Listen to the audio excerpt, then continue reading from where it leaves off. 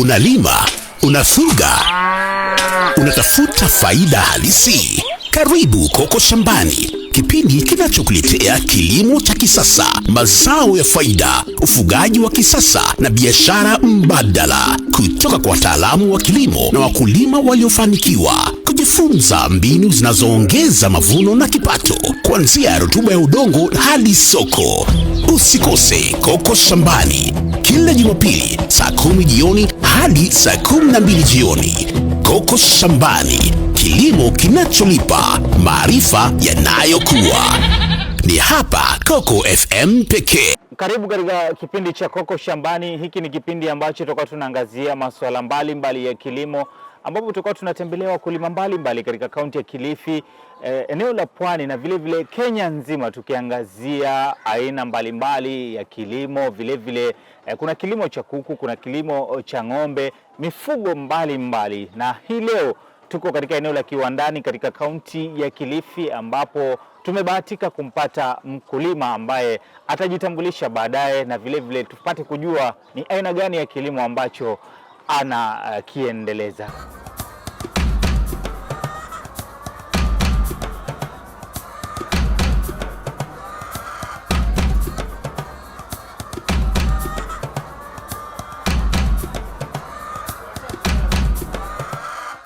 Karibu sana katika kipindi cha Koko Shambani. Labda ujitambulishe kwa jina lako, alafu wewe ni mkulima wa aina gani?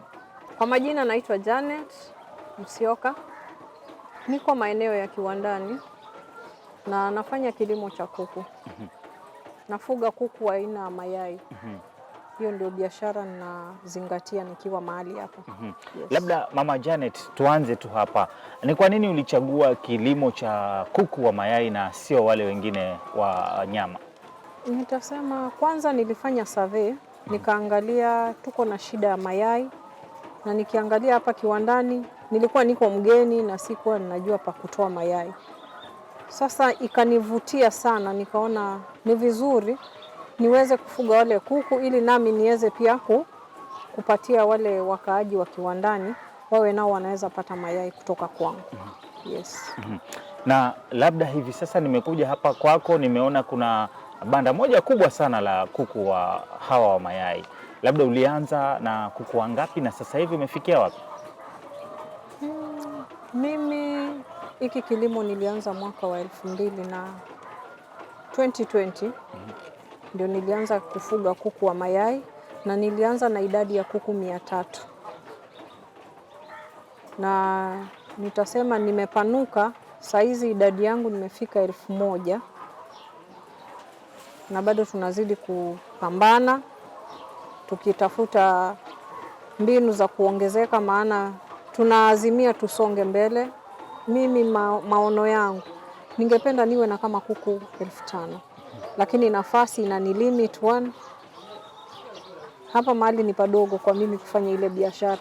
Kwa hivyo nashukuru, na hiyo kidogo bado tunapambana, maana pia hiyo kidogo sijaweza kukimu mahitaji ya watu wa Kiwandani mayai. Sasa ndio inanipa nina ile changamoto ya nafasi ili nikaweze kuongeza hiyo namba ya kuku ambayo ninayoazimia. Lakini kila nikichukua lot huwa ninachukua 350 na tunaendelea. Sasa hivi nimeona hii banda lako umeligawanya mara 3. Labda utuelezee tu nafasi ya kwanza hapa ni kuku wa aina gani, na wale pale katikati na wale kule mwisho. Sasa kwa kila banda huwa ninaweka kuku 300, na kwa sababu sitaki ifikie kuku nimewatoa wote mara moja nikate supply ya mayai. Sasa huwa ninaweka nikihesabu na wapishanisha. Sijui kama unanipata. Ili wale ile banda la kwanza, hao niliwaweka mwaka jana mwezi wa 3. Na mwaka huu mwezi wa 3 nitawatoa, maana watakuwa wamefika kilele. Na kunao wasichana hapo kuku ambao ni wadogo sasa, ambao ndio wanaelekea sasa. Hao ndio wataingia kwa hilo banda ili nisikate ile supply yangu ya mayai. Ili banda lingine niko na kuku pia 350 ambao walianza kutaga mwezi wa 8 na wakianza kutaga mwezi wa 8 unahesabu mwaka mzima kutoka pale wameanza kutagia. Kwa hivyo ikifika mwezi wa 8 huu mwaka itakuwa ninawatoa na nitakuwa nimeweka wengine hapa kwa hawa wasichana ambao wataingia kwa ile banda ya kwanza. Hapo ndio ninasafisha, ninachukua kuku wengine naweka ili wa replace hawa wa mwezi wa 8. Hao nao pia wakitoka tena circle inakuwa nina circle ya 3 tu.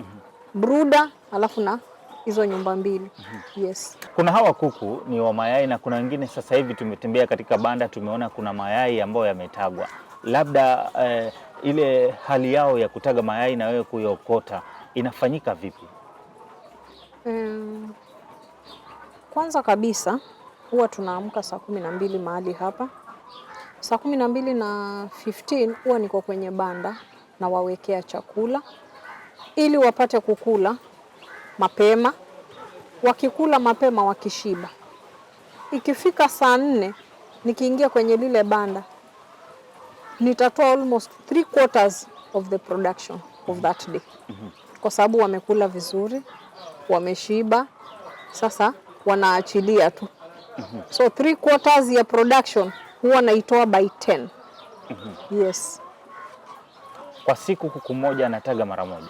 Kwa siku kuku anataga mara moja, yai moja. Yes. Na ukihesabu kwa hiyo siku huwa una collect mayai mangapi? Kwa sababu niko na banda 2 zile wanataga. Banda lile la kwanza la wale ambao wanangojea kutoka mwezi wa 3, wakifika peak walikuwa wanatoa 11 trays. 350 birds walikuwa wananipea 11 trays. Saa hizi wanatoa 10.5, 9.5. Hiyo ni kumaanisha wanaendelea kumaliza. Hawa ambao ndio walianza kutaga mwezi wa 8 nao hawa tunatoa tray 12 hapa. Lakini tuliadhirika kidogo na ugonjwa, tukarudi nyuma na tumewatibu, naona wameanza kupika. Lakini kwa siku wanatakana wanipe tray 12. Kwa hivyo nikichanganya zote 2, hizi banda 2 nilikuwa natoa tray 22 kila siku. Labda kabla ya kuangazia upande wa soko unakopeleka hawa mayai, hawa kuku wanapomaliza kutaga mayai huwa unawapeleka wapi? Labda kuku wanapomaliza kutaga, tuko na group ya wakulima, ninawapost kwenye mtandao na pia niko na namba za marafiki ambao pia wananipigia individually, wako Mombasa. Na wapigia simu, ninawaambia niko na mzigo, tunaelewana bei na tunapangana. Masaa ya kubeba hawa kuku inafaa iwe asubuhi na mapema, ile baridi saa 12 kabla saa 3. Wanatakana wawe wamebebwa kwa sababu ya joto ili wasife. Ukichelewa hiyo masaa ni uje masaa ya jioni saa 12 ili wasafirishe na baridi kidogo. Lakini huwa soko iko Mombasa. Kwa hivyo inamaanisha hawa kuku wakimaliza kutaga wakiwa wa mayai wanageuka wanakuwa ni kuku wa nyama. Ni kuku wa nyama. Lakini hiyo soko pia hivyo tunavyoisema mara nyingi iko na changamoto. Kwa sababu utapata mteja anataka kununua wale kuku na bei mbaya. Inakuvunja moyo. Maana ukinunua na bei mbaya hutaweza kununua stock ingine ya kureplace. Na saa ingine pia unaweza kosa ile soko ukauza piece moja ambayo pia inakuwa ni hasara. Na hapo ujue utakuwa umeweka hao kuku na unazidi kuwalisha. Hiyo ni hasara kwako. Huwa ni vizuri tungepata soko ya kuwa nikijua nimemaliza, ni simu tu naitana, watu wanakuja wanachukua, ninapewa pesa yangu, naenda nanunua kuku wengine. Ingekuwa inakuwa rahisi kwetu wakulima. Lakini sasa kujitafutia soko mara nyingi huwa inatupea changamoto. Bila shaka hili soko nalozungumzia ni la pale wanapomaliza kutaga mayai. Yes. Lakini hili soko la yale mayai yenyewe sasa unapoyachukua na kuyaweka kwa nyumba huwa unategemea wateja wa aina gani? Wateja wangu wengi ni wa maduka na marafiki. Nikisema marafiki ni wale wanachukua mayai kwa nyumba. But watu wa duka ndio nimebase nao. Hao ndio wanachukua mayai. Unasambaza mayai yako Kilifi nzima ama hata nje ya kaunti ya Kilifi? So far so good. Mimi niko Kilifi kwa sababu sina kuku wengi na sina mayai mengi ya kunifanya nitoke nje ya Kilifi. Lakini maazimio ni tufike soko za nje ya Kilifi. Maana tunaona hiyo soko iko, lakini hata hapa kwetu hatujakimu soko. Okay. Hatujaweza kuikimu. Mayai ni kidogo kama hivi tunavyoongea. Demand iko juu, mayai ni kidogo. Sasa wale wateja tunafanya kupishanisha. Akiitisha mengi unampunguzia ili uweze kupatia mwenzake naye kila mtu apate auze. Bila shaka hawa ni wanyama ambao huwa wakati mwingine pia nao wanaathiriwa na magonjwa. Labda wanapopatwa na magonjwa huwa unatumia dawa ya aina gani na ni changamoto gani zingine ambazo unapatana nazo mbali na magonjwa?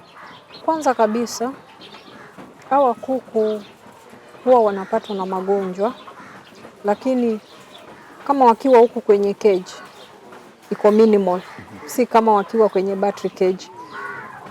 Lakini huwa wanapata magonjwa, waweza sikia wako na ile kama kungorota ambayo ni mafua.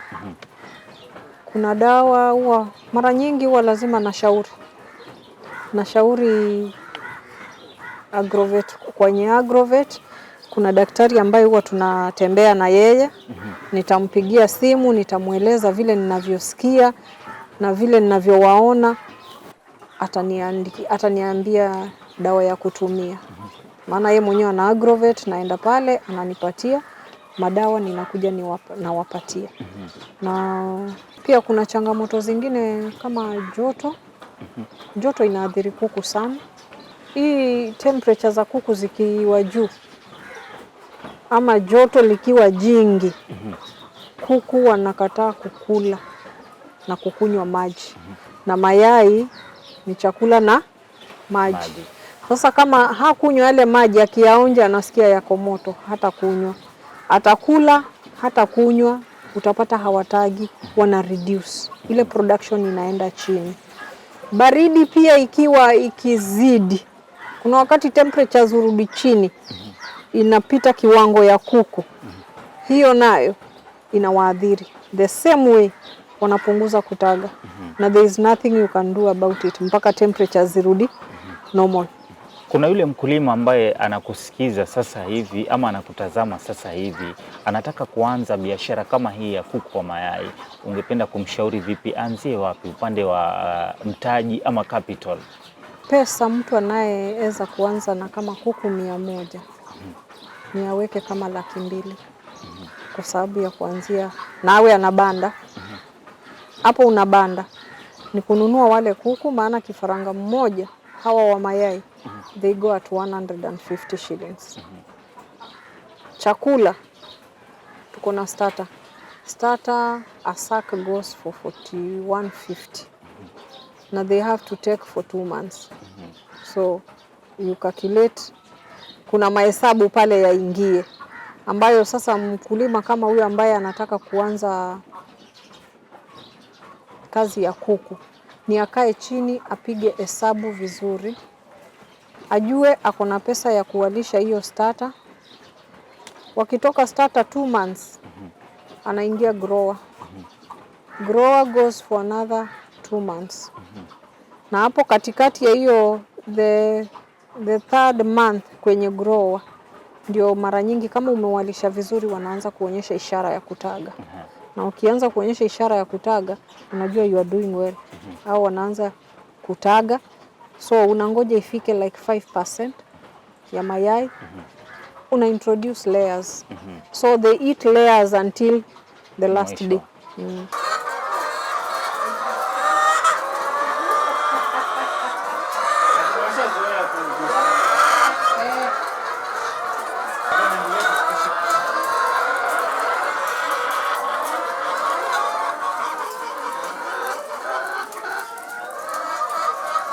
Kuna wale kuku wa nyama wale, huwa kuna mahali pale wanapoendelea kukua, wanaintroduziwa kwa sindano. Labda ni tofauti na hawa kuku wa mayai? Kuku wa mayai wako na chanjo zake. Na tukichukua yule kuku akiwa wanachukua akiwa 1 day old. So between the 15th and the 18th day huwa tunawapatia NCD ile Newcastle live ni ya maji. So huwa tunawapatia hiyo. Then between the 18th day and 20th day tuko na Gumboro. Then from there we go to 8th week, 6th to 8th week tuko na fall typhoid, that is intramuscular injection, inadungwa kwa paja. Kutoka hapo tunaenda 10th to 12th week tunampatia fallpox. Hiyo inakuwa wing stab, anadungwa hapa kwa wings alafu huwa tunaregelea tena hapo between the 12th and the 14th tunaregelea hii intramuscular, hiyo fall typhoid, kwa sababu ni kuku wa kukaa sana, lazima wadunge tena ili wasiadhirike. So ukiwapatia, wakipata hizo chanjo you are good to go. Wale kuku kupatwa na ugonjwa si rahisi. Kama ile lot iko pale, ile ya mwanzo haijanisumbua na ugonjwa. Sikuelewa nini ili happen hapa, but walipata chanjo yote. Though hitches ni kawaida ya biashara. Okay. So ukiwapatia hizo chanjo, hizo ndio chanjo za kuku. Ukishawapatia au kuku wako sawa.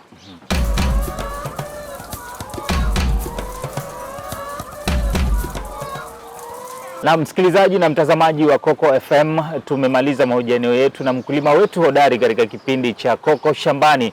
Amekuwa ni mkulima wa kuku wa mayai, Mama Janet Msioka, katika eneo la Kiwandani hapa kaunti ya Kilifi. Mimi naitwa Joseph Jira, bila shaka tuendelee kutegea kipindi cha Coco Shambani. Coco FM, ladha ya Pwani.